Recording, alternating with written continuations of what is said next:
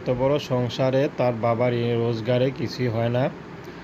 তার মধ্যে তার বাবা অসুস্থ হয়ে এখন বিছানায় পড়ে আছে। তো ফাতেহাকে যে বিয়ে শাদী দিবে সেই অবস্থা কেউ করতে পারছে না। তো তার মা বর্তমানে পরের বাসায় কাজ করে সংসারটুকু একটু ধরে রেখেছে। তার বাবা চিকিৎসার টাকা জোগাতে হিমশিম খেতে হচ্ছে। সেখানে নিজেদের যে খাবার জোগাড় ব্যবস্থা করবে সে অবস্থা নাই।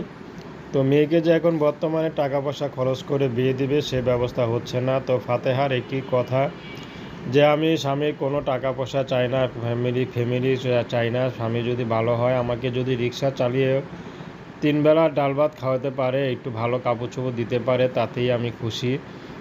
যদি স্বামীর পরিবার অনেক বড় হয়, সংসারটা বড় হয়, শ্বশুর শাশুড়ি ননদ সবাইকে একসাথে নিয়ে রাখতে হয়, সবার সেবা করতে হয়, আমি তাতেও রাজি আছি।